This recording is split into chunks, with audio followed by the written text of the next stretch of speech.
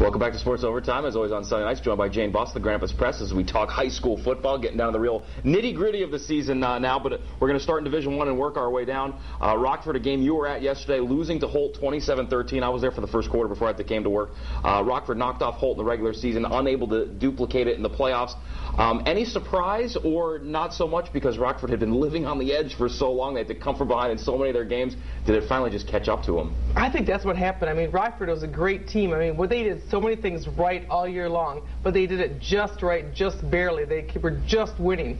And I think that magic rabbit, they couldn't put all their helmets Saturday. Just they ran out of luck. And of course, with Rockford disappearing, so does West Michigan's representation in Division I. Division II, another story, and another very strong team when we talk about all-time. Lowell, 11-1, will face a perennial power. I'm a Detroit Catholic Central grad, so I know all about Birmingham Brother Rice. Are the records deceiving there? And just talk about Lowell facing this team after knocking off Portage Central 35-14. Brother Rice is a fantastic team, a great program. They've been to the state finals many times in the past decade. They've been there many, many times.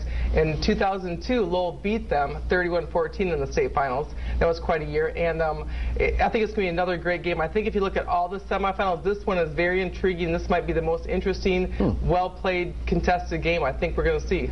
We always talk about Gabe Dean being just a sophomore, but when the just a sophomore throws for 166 yards, rushes for 131 yards, how good is this kid, especially for being just a sophomore? Well, we said that too about Keith Nickel, and he was just a sophomore, so who knows what Gabe Dean's going to accomplish yet in the next 2 years.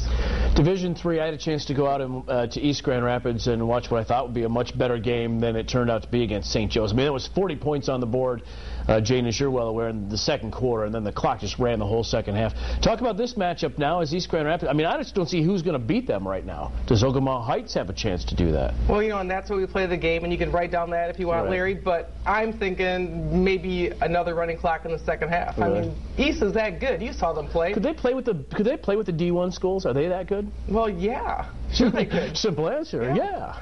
Line them up. We'll give Rockford another crack at it. We'll put them there against East next week and see how they do. I'll watch. Yeah, I would too, definitely. Over in Division IV, Holland Christian knocks off West Catholic last week. Couldn't do it again. They fell behind Three Rivers, a game that you and I were both at on Friday night down at Vicksburg. They fell behind 20-0, made a nice comeback, cut it to 20-14, but the Wildcats then pull away in the fourth quarter. They go on to win it 44-20. So now Three Rivers still unbeaten, going to be taking on Saginaw Swan Valley. That game 1 o'clock at East Kentwood.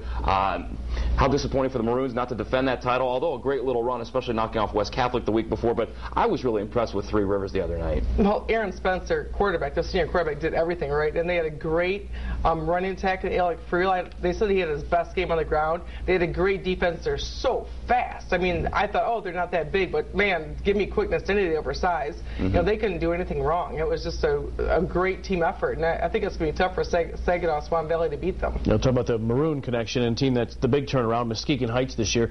They knock off the team that knocked Kellogg'sville out, which had been unbeaten before, and Muskegon Heights now at 10-2 facing Jackson Lumen Christi in Division 5. That one in Otsego. Muskegon Heights, are they that legit? I mean, it just seems like they're obviously a potential to win the whole thing. Well, obviously Willie Sneed III knows how to coach, and his son Willie Sneed IV is a fantastic quarterback. He's fast. He touches the ball, he can score a touchdown. I mean, he's that good. And I think Bavarian Springs is a good team. They gave him a good game, and now they're playing Lumen Christi, who's been around for a long time. Perennial power, too, yeah. Herb Rogan's the coach there, and everyone knows him if you know the high school football world, and he's just seen everything Muskegon Heights is going to throw at him. So I think, a great game. Interesting to see. Willie Sneed, I believe he's going for his third straight state title.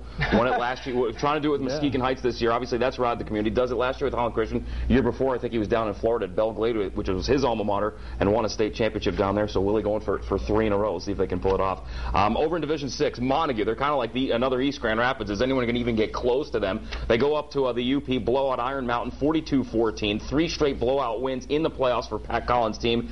Constantine also in Division 6, knocking off Bronson 28-14. So you've got Montague still unbeaten, now taking on Ithaca. That game at Jenison Saturday at 1 o'clock. Constantine taking on Monroe St. Mary Catholic Central. That game 1 o'clock at Jackson. Montague, they just very quietly go about their business, and no one seems to get close to them. Well, last week you wrote it down. I told you to write it down that they're going to win the state, and, so we already wrote it down. I guess we'll see Pat Collins here on Sports Overtime Thanksgiving weekend, right? And the honest number of the weekend was 77 points put up by Dusty Fairfield, the Ravenna Bulls. I mean, they fell behind, what, 14-0 early, right? 14-0. A couple onside kicks. They hadn't touched the ball. 14-0, and then just turned it on. 77-49. So they earn a date with, and we're talking about perennial powers, Jane. Traverse City St. Francis, obviously a perennial power, and this is the Division 7 semis will take place at Ferris State. Talk about Ravenna facing that team now. I mean, Dusty's got his team playing well. The Bulldogs are not going to score 77 points on Traverse City St. Francis. I'm sure of that. But yeah, they could beat them. They didn't beat them last year, but it was really close, and Traverse City St. Francis is a fantastic team, a great program. They could go down. They could lose. Ravenna, you score 77 points, you could beat them. They just need to give it to that Jamone Martin kid on every single play and let him run and do his thing. It's kind of like Barry Sanders back there. Division 8, go figure. Muskegon Catholic Central back yet again. Mike Holmes' crew started the season 3-4. They win their last two, got into the playoffs with a 5-4 record thanks to that strength of that independent schedule. 35-21 winners this week over Colon. So in D8, Muskegon Catholic Central now taking on Beale City. That game right here in Grand Rapids at Houseman Field. Crusaders possibly heading back to Ford Field? Well, they've played here before so many times against Catholic Central. They've played here. They know what they're doing here. I mean, I think they're going to win. Of course, you can read Jane's coverage in the Grand Rapids Press, all the stuff before on who'stheboss.com as well. Should be fun. Thanks, James. See you next week. All right.